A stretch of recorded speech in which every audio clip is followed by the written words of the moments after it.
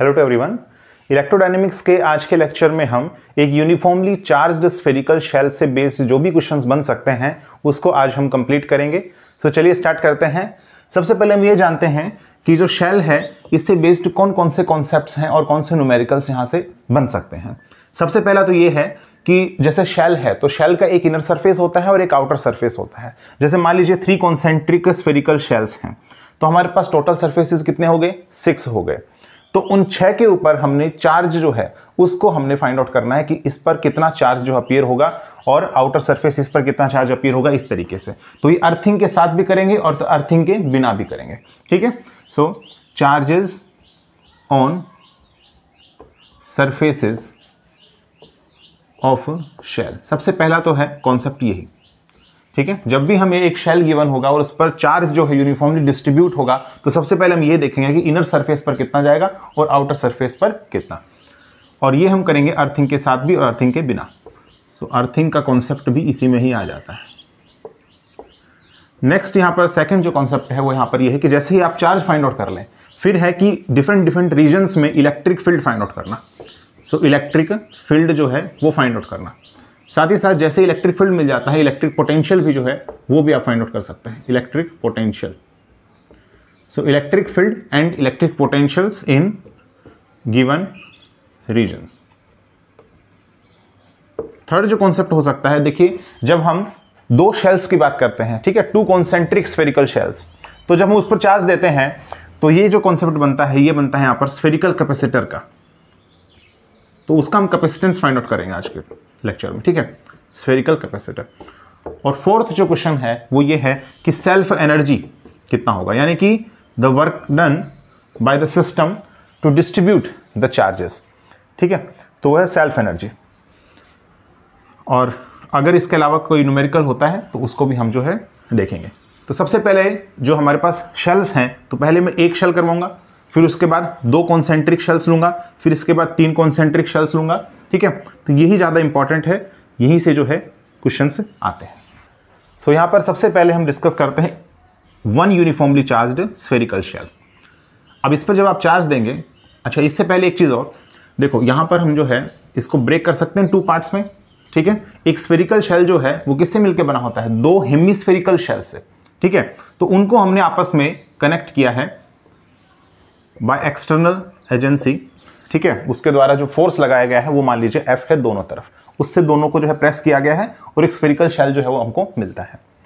सबसे पहले तो ये फाइंड आउट कीजिए कि ये जो फोर्स है इसकी डिपेंडेंसी इस शेल के रेडियस पर किस तरीके से है, मतलब डायरेक्टली प्रोपोर्शनल टू R है, directly proportional to R square है, inversely proportional to R square है, या फिर इंडिपेंडेंट ऑफ R है, ठीक है।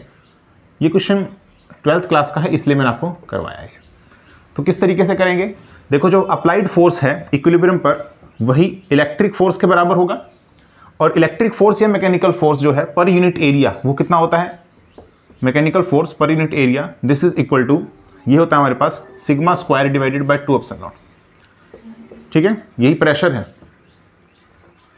अब यहाँ पर जो F की वैल्यू आ जाएगी, ठीक है, Fe की वैल्यू ये आ जाएगी sigma square divided by 2 epsilon naught, और एरिया जो है इस कंप्लीट का हो जाएगा 4 पाई R स्क्वायर, ठीक है। तो यहाँ पर अगर पुट करेंगे तो F डायरेक्ट प्रोपोर्शनल किसके आ गया, Fe के, और यहाँ पर direct proportional to R square आ जाएगा। So this was the answer, ठीक है। अब नेक्स्ट है कि जब हम इसको चार्ज देते हैं, सपोज कीजिए आपने इसको प्लस Q चार्ज दिया, इसकी जो रेडियस है वो R नाम मानते हुए मैं A लेने लगा हूँ, ताकि जब मैं 2 शेल्स मानूं तो A और B मान लूँ, ठीक है, और जब 3 शेल्स मानूं तो A, B और C जो है उनकी रेडियस में सपोज करके चलूंगा। तो यहाँ पर जो प्लस Q चार्ज है उसको हमने यहाँ पर यूनिफॉर्मली डिस्ट्रीब्यूट किया, तो अंदर देखिए चार्ज नहीं जाएगा क्योंकि कंडक्टर के अंदर जो है वो चार्ज कितना होता है, 0 होता है, ठीक है। कंडक्टर के अंदर जो है वो चार्ज कितना होता है, 0 होता है। तो हमेशा याद रखना कि यहाँ पर जो स्फेरिकल शेल होती है इसके 2 सरफेसेस होते हैं, एक इनर सरफेस और एक है आउटर सरफेस। तो इस तरीके से आप उसको बना सकते हैं। जो इनर सरफेस है उस पर चार्ज कितना है, 0 है, और सारा चार्ज इसमें बाहर गया है तो बाहर चार्ज कितना है, Q है। तो ये सरफेसेस पर हमने चार्जेस का डिस्ट्रीब्यूशन किया। अब नेक्स्ट जो कॉन्सेप्ट है वो ये है कि इलेक्ट्रिक फील्ड कितना होगा अंदर, सरफेस पर और आउटसाइड। इसी तरीके से पोटेंशियल कितना होगा अंदर, सरफेस पर और बाहर की तरफ। तो ये हम कैलकुलेट करते हैं बाय यूजिंग गोस थ्योरम। तो अगर गॉस थ्योरम का हम अप्लाई करें तो इलेक्ट्रिक फील्ड इनसाइड अगर हमें मालूम करना है तो एक गॉसियन सरफेस जो है जो कि एक स्फेयर होगा वो हम यहाँ पर मान के चलेंगे, जिसकी रेडियस कितनी है, r है। ठीक है, तो यहाँ पर हो जाएगा E डॉट ds, ठीक है, this is equal to Q in by epsilon naught. पर चार्ज जो अंदर है वो कितना है हमारे पास, 0 है। ठीक है, तो यहाँ पर इलेक्ट्रिक फील्ड जो है वो कितनी आ गई, 0 आ गई। सो इनसाइड इलेक्ट्रिक फील्ड कितनी है, 0 है।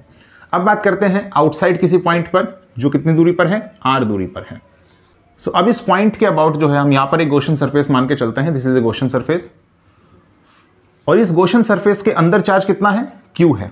तो इनसाइड जो चार्ज है वो कितना हो जाएगा, Q हो जाएगा, तो यहाँ से आ जाएगा E आउटसाइड। ठीक है, ds हो जाएगा यहाँ पर 4 पाई r स्क्वायर। ठीक है, 4 पाई r स्क्वायर हो जाएगा, और this is equal to Q in which is Q here divided by epsilon naught. ठीक है, हालांकि यहाँ पर कोस भी आएगा, कोस थीटा, लेकिन यहाँ पर जो रेडियस वेक्टर है वो बाहर की तरफ है और यूनिट नॉर्मल वेक्टर है वो भी बाहर की तरफ है। ठीक है, तो यहाँ पर कोस 0 डिग्री हो जाएगा। इलेक्ट्रिक फील्ड भी किधर की तरफ है, बाहर की तरफ है, क्योंकि पॉजिटिव चार्ज है। तो कोस 0 डिग्री हो गया, 1 हो गया, तो E जो है आउटसाइड हो गया Q divided by 4 pi epsilon not r square. अगर सरफेस की बात करेंगे तो स्मॉल r जो है वो A हो जाएगा, तो इस केस में हो जाएगा E सरफेस पर Q divided by 4 pi epsilon naught और A स्क्वायर। इसका ग्राफ प्लॉट करेंगे तो ग्राफ इस तरीके से आ जाएगा, electric field versus distance, this is r is equal to A, inside electric field is 0, on the surface it is constant and then it varies as inversely proportional to the square of the distance। तो यहाँ पर हो जाएगा इस type से, तो ये graph बनेगा। अगर पोटेंशियल की बात करें तो देखो इलेक्ट्रिक फील्ड जो है वो इनसाइड कितना है, 0 है। अगर इलेक्ट्रिक फील्ड इनसाइड 0 है तो इलेक्ट्रिक फील्ड क्या होता है, माइनस का dv बाई डी आर। ठीक है, gradient of the potential function होता है। तो यहाँ पर इसकी वैल्यू कितनी है, 0 है। दैट मीन्स v की वैल्यू कितनी आ गई, कॉन्स्टेंट आ गई। v की वैल्यू कॉन्स्टेंट आने का मतलब ये है कि इनसाइड कंडक्टर या यहाँ पर जो स्फेरिकल शेल है उसके अंदर जो पोटेंशियल है हर एक पॉइंट पर वो कांस्टेंट है, सेम है, और उसकी वैल्यू कितनी है, वही है जो सरफेस पर है। अब सरफेस पर पोटेंशियल कितना होगा, सरफेस पर पोटेंशियल होगा Q divided by 4 pi epsilon naught, और डिस्टेंस कितना है, A है, और यही हमारे पास क्या होगा, इनसाइड होगा। ध्यान रखने वाली बात यही है स्फेरिकल शेल के अंदर कि जो हमारे पास पोटेंशियल अंदर होता है वही सरफेस पर होता है, और उसकी वैल्यू कितनी है, Q divided by 4 pi epsilon not A है। अगर बाहर की बात करेंगे तो इलेक्ट्रिक फील्ड जो है वो r पर डिपेंड करने लग रहा है इस तरीके से, तो यहां पर इस फॉर्मूले का यूज करते हुए पोटेंशियल आ जाएगा, यहां से पोटेंशियल कितना हो जाएगा, माइनस का integration E dot D R, तो यहां से आ जाएगा Q divided by 4 pi epsilon not r। तो ये आउटसाइड हो गया, इनसाइड और सरफेस पर ये हो गया। इलेक्ट्रिक फील्ड इस तरीके से वेरी करेगा। और अगर यहां पर हम ग्राफ प्लॉट करें, ठीक है, पोटेंशियल वर्सेज डिस्टेंस का, तो पोटेंशियल वर्सेज डिस्टेंस का हो जाएगा ग्राफ इस तरीके से, and then it goes like this. ठीक है, तो यहां पर ये कांस्टेंट है, ठीक है, यहां तक r is equal to a तक। तो इस तरीके से आपने करना है। नेक्स्ट हम बात करते हैं यहां पर सेल्फ एनर्जी की। देखो सेल्फ एनर्जी या फिर इलेक्ट्रोस्टैटिक एनर्जी, यहां पर जब हम स्फेरिकल शेल पर चार्जेस का डिस्ट्रीब्यूशन कर रहे थे तो सिस्टम को वर्क डन करना होगा टू डिस्ट्रीब्यूट द चार्जेस। ठीक है ना, तो चार्ज को डिस्ट्रीब्यूट करने में सिस्टम ने क्या किया, वर्क किया। तो यहां पर वो वर्क डन जो है इलेक्ट्रोस्टैटिक एनर्जी में स्टोर हो जाएगा, और उसकी वैल्यू आती है half epsilon not E square dv। ये इसकी वैल्यू आती है, ये जाता है 0 से लेकर के इन्फिनिटी तक। ठीक है, अब यहां पर भी हमने यही करना है यहाँ कि इलेक्ट्रिक फील्ड जो है वो अंदर तो 0 है, यहाँ सरफेस पर कांस्टेंट है, और बाहर जो वो कितना है, Q divided by 4 pi epsilon not r square है। ठीक है, तो यहां पर इसको हम लिखेंगे हाफ एप्सिलॉन नॉट और 0 से लेकर के a तक, ठीक है, और प्लस में a से लेकर के इन्फिनिटी तक। ठीक है, और यहाँ पर ये हो जाएगा, देखो 0 से लेकर के a तक तो इलेक्ट्रिक फील्ड 0 है, तो इसको हम नहीं लिखेंगे, तो हाफ एप्सिलॉन नॉट और इंटीग्रेशन जाएगा a से लेकर के इन्फिनिटी तक, और यहाँ जाएगा इलेक्ट्रिक फील्ड है Q divided by 4 pi epsilon not r square, इसका होल स्क्वायर हो रहा है, तो यहाँ पर इसका स्क्वायर कर देंगे। dv वॉल्यूम एलिमेंट कितना हो जाएगा, देखो वॉल्यूम एलिमेंट कितना होगा, यहाँ पर वॉल्यूम एलिमेंट हो जाएगा, अंदर तो है नहीं इलेक्ट्रिक फील्ड, तो बाहर की तरफ है, तो यहाँ पर हो जाएगा r, और इसके जो थिकनेस मानते हैं वो dr मान लेते हैं। ठीक है ना, तो 4 पाई r स्क्वायर ये एरिया एलिमेंट और multiply with the width of this element dr हो गया, तो 4 pi r square dr। Simply आप यहाँ पर r square sine theta d phi और डी आर भी लिख सकते हैं। तो यहाँ पर हो जाएगा 4 पाई आर स्क्वायर डी आर हो जाएगा, ठीक है। अब यहाँ पर ये आ जाएगा हाफ एप्सिलॉन नॉट और Q square divided bye 16 pi square epsilon not square और 4 पाई, ठीक है। और इंटीग्रेशन में हो जाएगा यहाँ पर 1 divided by r to the power 4 और आर स्क्वायर यहाँ पर है तो 1 डिवाइडेड बाय आर स्क्वायर हो गया डी आर, और इंटीग्रेशन की लिमिट ए से लेकर के इन्फिनिटी तक, ठीक है। इसको सोल्व करते हैं। देखो ये 4 पर कैंसिल हो जाएगा और ये इससे कैंसिल हो जाएगा, ये पाई इससे कैंसिल हो जाएगा। सो 1/8, ठीक है, और Q square divided by pi epsilon naught, और 1/r स्क्वायर का होता है -1/r, ठीक है। और माइनस साइन जो है इसको रिमूव कर देते हैं, लिमिट जो है इसको इंटरचेंज कर देते हैं, ये यहाँ पर इन्फिनिटी और यहाँ पर a हो जाएगा, ठीक है। सो यहाँ से आंसर आ जाएगा क्यू स्क्वायर डिवाइडेड बाय 8 पाई एप्सिलॉन नॉट और यहाँ पर a आ जाएगा, ठीक है, और 1/∞ विच इज़ 0। तो ये हमारे पास में सेल्फ एनर्जी या फिर इलेक्ट्रोस्टैटिक एनर्जी होगी, Q square divided bye 8 pi epsilon not a, ठीक है। इसी तरीके से देखो हम आगे जाकर के स्फीयर के केस में भी देखेंगे। स्फीयर के केस में भी आपने देखा होगा फॉर्मूला क्या आता है, 3/20 आता है यहाँ पर, ठीक है। तो उसको भी हम जो है आगे जाकर के करेंगे। तो ये मैंने एक शेल कंसिडर किया है। अब 2 कॉन्सेंट्रिक शेल्स काम करते हैं डेरिवेशन। टेक 2 कॉन्सेंट्रिक शेल्स, इसकी रेडियस जो है वो a है और इसकी रेडियस जो है वो b है। चार्जेस इस पर q है और इस पर मान लीजिए 2q है, ठीक है। अब रीजन इसमें कितने हैं, एक रीजन तो ये है, एक रीजन ये है और एक रीजन ये है।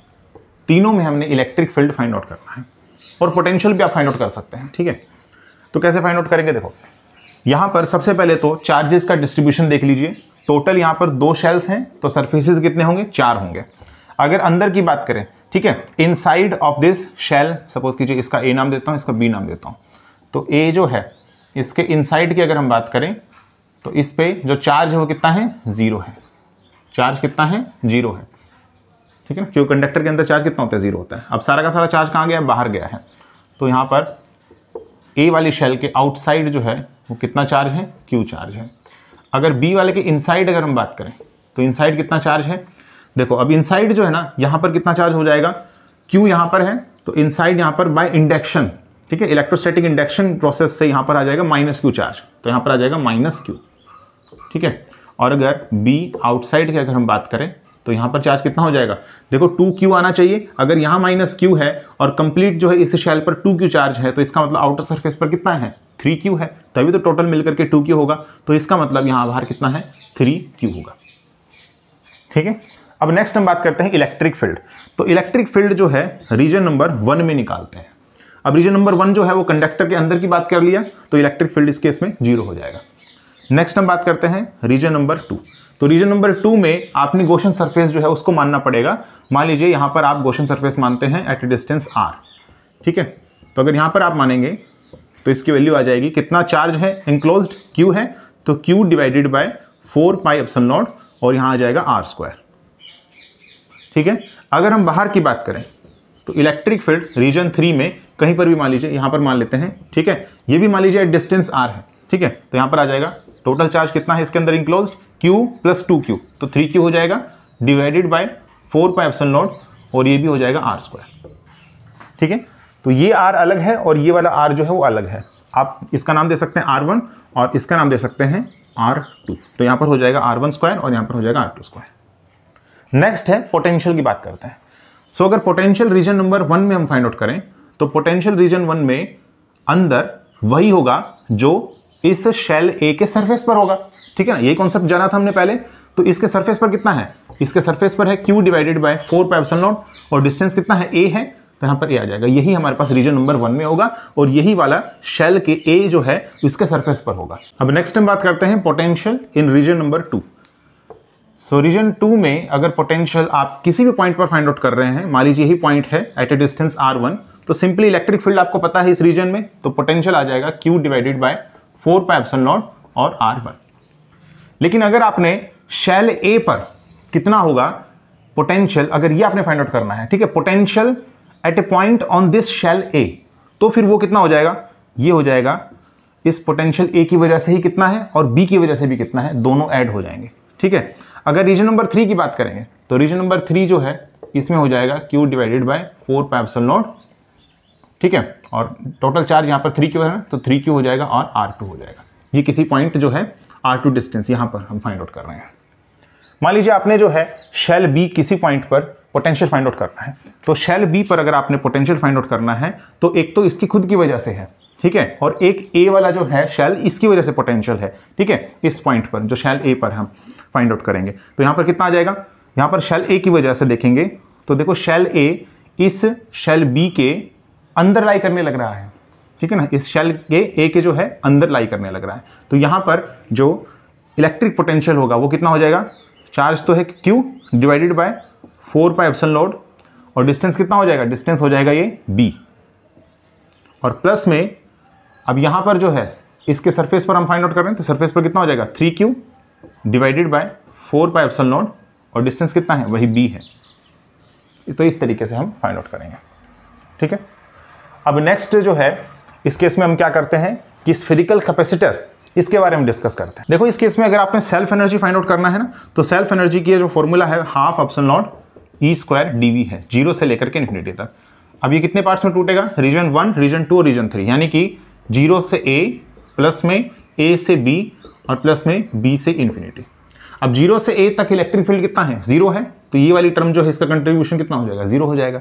A से B तक जो वैल्यू आ रही थी इलेक्ट्रिक फील्ड की वो यहाँ पर रख देंगे, और जो B से इन्फिनिटी के बीच में आने लग रही थी इलेक्ट्रिक फील्ड की वैल्यू वो यहाँ पर रख देंगे, ठीक है। तो जब भी आप यहाँ पर फाइंड आउट करेंगे सेल्फ एनर्जी, तो इस तरीके से आप ये फॉर्मूला यूज़ करेंगे और यहाँ से आप फाइंड आउट कर लेंगे, ठीक है। चलिए अब नेक्स्ट जो है हम स्फेरिकल कैपेसिटर की बात करते हैं। देखो अंदर चार्ज कितना है, 0 है, और स्फेयर A के जो बाहर है चार्ज वो कितना है, Q है। स्फेयर B जो है इसके इनसाइड कितना है, -Q है, और यहाँ पर कितना है 3Q है, ठीक है। अब इस केस में हमने क्या करना है, स्फेरिकल कैपेसिटर डिस्कस करना है। स्फेरिकल कैपेसिटर में जो दो प्लेट्स होती हैं इन पर इक्वल एंड अपोजिट चार्ज होता है। यहाँ पर अंदर तो 0 है, यहाँ पर Q और यहाँ -Q है, बाहर कितना है 3Q है। तो किसी तरीके से इस 3Q को हम यहाँ से हटा देते हैं, तो फिर ये जो आप अंदर देख रहे हैं ये जो है ये हमारे पास एक स्फेरिकल कैपेसिटर बन जाएगा, और इसका कैपेसिटेंस हमें फाइंड आउट करना है। तो इस 3Q चार्ज जो है इसको हमने जो है यहाँ से हटा देना है, तो सिंपली हम क्या कर देंगे, अर्थिंग कर देंगे यहाँ पर, ठीक है। अब अर्थ कर देंगे तो सारा चार्ज जो है वो इधर अर्थ में चला जाएगा, ठीक है। तो पोटेंशियल जो है इसके अबाउट 0 हो गया। अब इस केस में अगर हमने फाइंड आउट करना है कि इसका कैपेसिटेंस कितना है, ठीक है, इस कैपेसिटर का कैपेसिटेंस कितना है, तो कैसे मालूम करेंगे। देखो इलेक्ट्रिक फील्ड जो है इस रीजन में कितना आया था, रीजन नंबर 2 में इलेक्ट्रिक फील्ड इस रीजन में आया था Q divided by 4 pi epsilon naught, और मान लीजिए R1 की जगह मैं R यूज कर लेता हूं, ठीक है, तो यहां पर आ जाएगा R², ये आया था। अब इस केस में सबसे पहले तो पोटेंशियल फाइंड आउट कर लीजिए, ठीक है, जहां पर R की जो लिमिट होगी वो कहां से कहां तक होगी, A से लेकर के B तक, क्योंकि इसके बीच में हम जो है फाइंड आउट कर रहे हैं, ठीक है। तो यहां पर हो जाएगा माइनस का इंटीग्रेशन E.dr, तो यहां से आ जाएगा माइनस का इंटीग्रेशन की लिमिट A से B तक Q divided by 4 pi epsilon not R², और Q इज इक्वल टू कितना होता है, CV होता है, तो V की वैल्यू कितनी आ गई, Q डिवाइडेड बाय C आ गई, ठीक है ना।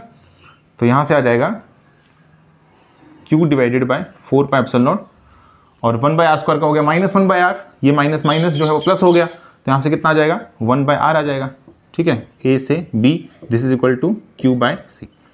सो यहां से आ गया Q divided by 4 pi epsilon naught और 1/B minus 1/A, this is equal to Q/C।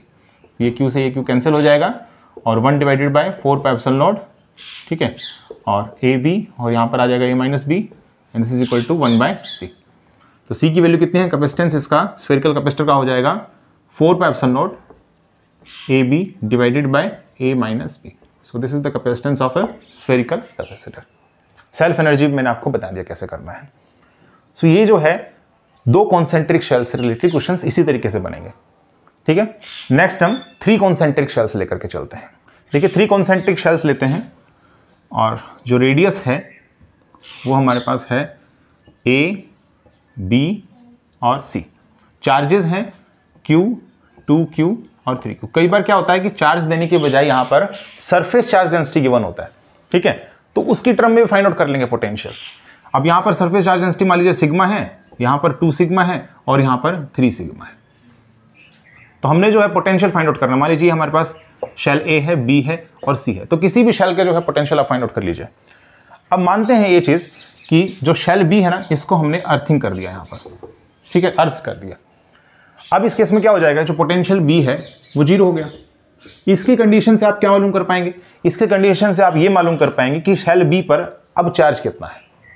2q नहीं होगा अब चार्ज, अब कुछ और हो जाएगा इस पर चार्ज, वो वैल्यू कितनी है।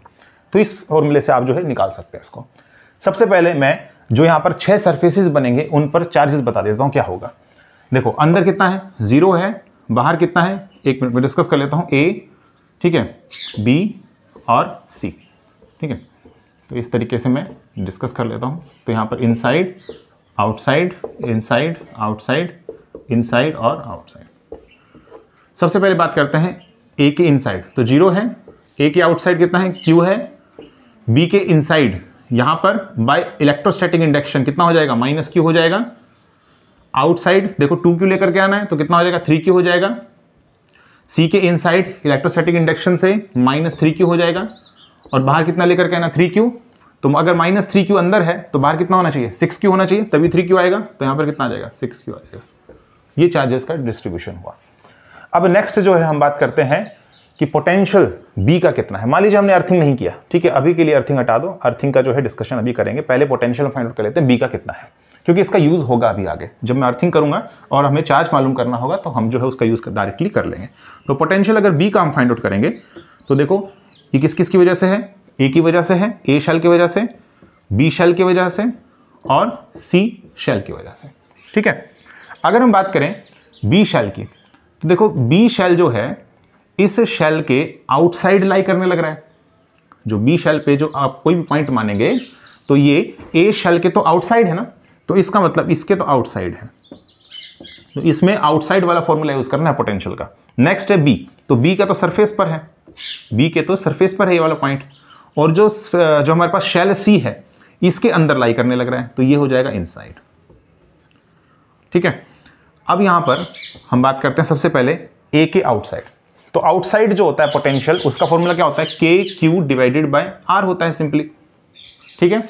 और जो इनसाइड होता है वो कितना होता है, के क्यू डिवाइडेड बाय रेडियस होता है। तो रेडियस इस केस में अगर ए है तो ए हो जाएगा, ठीक है। तो अगर बाहर की बात कर रहे हैं, आउटसाइड बात करें तो के क्यू डिवाइडेड बाय आर हो जाएगा। तो सिंपली यहाँ पर के चार्ज कितना है इस पर, क्यू है तो क्यू ही लिखा जाएगा, डिवाइडेड बाय आर। डिस्टेंस कितना है, देखो इस पॉइंट से इस पॉइंट तक का डिस्टेंस वही है जो शेल बी का रेडियस है, यानी कि बी, तो बी हो जाएगा। ये हो गया, ठीक है। प्लस में सरफेस पर, अब बी के सरफेस पर तो डायरेक्टली आप फाइंड आउट कर सकते हैं, के चार्ज कितना है 2Q है, डिवाइडेड बाय यहां पर जो डिस्टेंस वो कितना है, बी है, तो बी हो जाएगा। और प्लस में लास्ट बचता है सी के इनसाइड कितना है, तो देखो सी के इनसाइड वही है जो सी के सरफेस पर है, और सी के सरफेस पर कितना है, के, और चार्ज यहां पर 3Q डिवाइडेड बाय यहां पर डिस्टेंस कितना है, ये हो जाएगा सी, ठीक है। तो ये हमारे पास नेट पोटेंशियल आ गया बी का। अगर हमें चार्जेस की टर्म्स में ना फाइंड आउट करते हुए सिग्मा के टर्म्स में फाइंड आउट करना है आंसर, तो यहां पर आप पुट कर देंगे क्या चीज, क्यू की वैल्यू कितनी हो जाएगी, सिग्मा इंटू 4πa², ये आप पुट कर देंगे। 2Q इसकी वैल्यू कितनी हो गई, 2Q की वैल्यू हो गई 2 सिग्मा और 4πb² हो गया।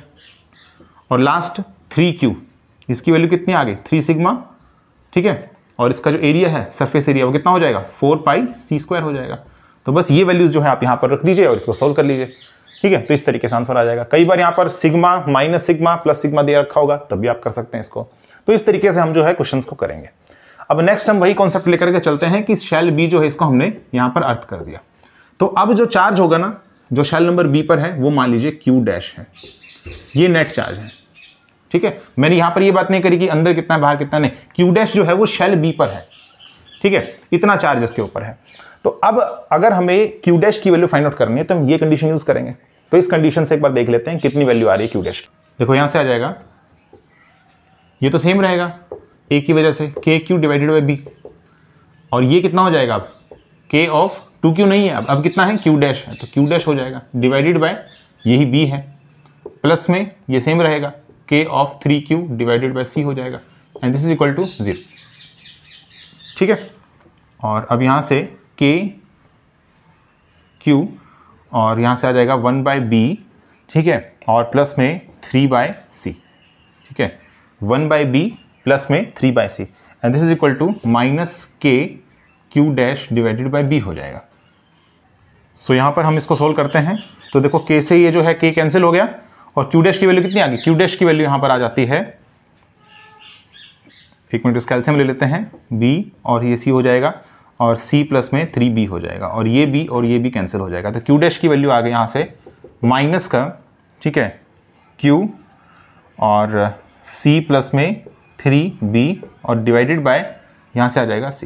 तो ये इसकी वैल्यू होगी, ठीक है, minus Q of c plus 3b divided by c। ये हमारे पास में जो चार्ज होगा इस पर शेल b पर, वो हमने फाइंड आउट किया, ठीक है। और पोटेंशियल b पर कितना होगा, 0 होगा।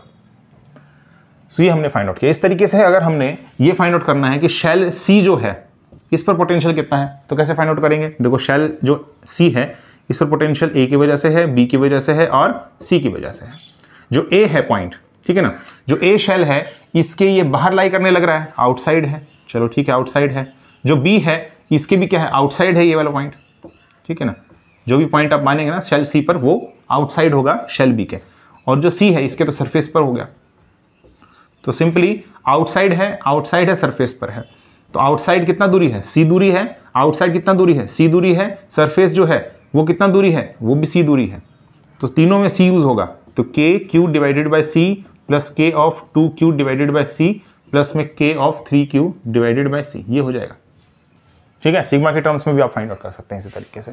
तो ये हमने जो है डिस्कस किया शेल्स से बेस्ड क्वेश्चंस। इसी तरीके से आपने जो है बाकी अदर्स क्वेश्चंस भी करने हैं। सो देखिए क्वेश्चन है आप लोगों का कि मान लीजिए 2 शेल्स हैं, ठीक है ना, ये हमारे पास में 2 शेल्स हैं, इसकी जो रेडियस है वो a और b है, ठीक है। अब जो आपको रो गिवन है ना, rho volume charge density between these 2 spherical shells, वो आपको गिवन है k divided by r square, इस वाले रीजन की बात कर रहे हैं, ठीक है। सबसे पहला पॉइंट तो यही है कि इसमें कितना चार्ज जो है वो एनक्लोज्ड है, ठीक है, इन दोनों के बीच में। तो कैसे फाइंड आउट करेंगे। सो Q इज इक्वल टू हो जाएगा रो dv हो जाएगा सिंपली, ठीक है। तो हो जाएगा k r स्क्वायर और यहाँ पर r स्क्वायर dr और sine theta d theta d phi हो जाएगा, ठीक है। और ये हो जाएगा यहाँ पर इंटीग्रेशन जो r का होगा वो a से लेकर के b तक हो जाएगा, क्योंकि इस कंप्लीट में हमने बताना है कि चार्ज जो है कितना इंक्लोज्ड है। और जो साइन थीटा d फाई है इसकी वैल्यू हो जाएगी 4 पाई, ठीक है। नेक्स्ट हमने मालूम करना है कि इलेक्ट्रिक फील्ड मान लीजिए किसी पॉइंट पर, से this is a point P at a distance suppose this is R, आपने इलेक्ट्रिक फील्ड फाइंड आउट करना है पॉइंट P पर, वो कितना होगा, ठीक है, इन बिटवीन दीज 2 शेल्स, ठीक है। सो इलेक्ट्रिक फील्ड जो फाइंड आउट करने का तरीका होता है वो गॉस लॉ है। तो यहाँ पर हम क्या करेंगे, गॉसियन सरफेस जो है उसको हम अज्यूम करेंगे, ठीक है। इसमें जो चार्ज है वो कितना है, Q है, लेकिन ये Q की वैल्यू वो नहीं है जो आप अभी लेकर के चल रहे थे, ठीक है, क्योंकि हमने इस पॉइंट पर फाइंड आउट करना है ना कि इस पॉइंट पर। अगर इस पॉइंट पर फाइंड आउट करना होता तो इंटीग्रेशन की लिमिट इलेक्ट्रिक फील्ड के केस में वो a से b तक हो जाती, कोई दिक्कत नहीं है। लेकिन पॉइंट P पर अगर फाइंड आउट कर रहे हैं तो यहाँ पर इंटीग्रेशन की लिमिट a से लेकर के r तक होगी in case of electric field. तो कैसे फाइंड आउट करेंगे, देखो यहाँ पर गॉस लॉ के accordingly E dot ds this is equal to Q by epsilon naught हो जाएगा, ठीक है। और ये हो जाएगा E इंटू 4 पाई और यहाँ पर जो रेडियस है, ठीक है ना, या फिर हम कहें surface area of this Gaussian surface, वो हो जाएगा 4 पाई r स्क्वायर, ठीक है। This is equal to Q की वैल्यू है रो dv, तो k बाय r स्क्वायर, ठीक है, 4 पाई में पहली बार ले लेता हूँ और यहाँ पर आ जाएगा dr और r स्क्वायर। और इंटीग्रेशन की जो लिमिट होगी, ठीक है ना, इंटीग्रेशन की जो लिमिट होगी वो कहाँ से कहाँ तक हो जाएगी, पॉइंट P पर आप फाइंड आउट कर रहे हैं तो अंदर तो इलेक्ट्रिक फील्ड नहीं है, तो यहाँ पर 0 से r नहीं होगी, यहाँ पर हो जाएगी a से लेकर के r तक, क्योंकि अंदर इलेक्ट्रिक फील्ड 0 है, तो यहाँ पर हो जाएगी a से लेकर के r तक। तो ये इंपॉर्टेंट था, इसलिए मैंने आपको क्वेश्चन करवाया। अब यहाँ पर ये इससे कैंसिल हो गया, तो यहाँ से आ जाएगा E की value 1 divided by epsilon not k, और ये इससे कैंसिल हो जाएगा, ठीक है। सो यहाँ पर आ जाएगा डिवाइडेड बाय ये r स्क्वायर और r माइनस a, तो ये हो जाएगा, ठीक है ना, k of r minus a divided by epsilon not r square, ये हमारे पास इलेक्ट्रिक फील्ड होगा। तो इस तरीके से जो है आपने क्वेश्चंस को करना है। तो होप आपको आज का लेक्चर जो है वो समझ में आया होगा। अगर आपको आज का लेक्चर पसंद आया है तो आप इसे लाइक कीजिए, कमेंट कीजिए, शेयर कीजिए और चैनल को सब्सक्राइब करना ना भूलें। Thank you.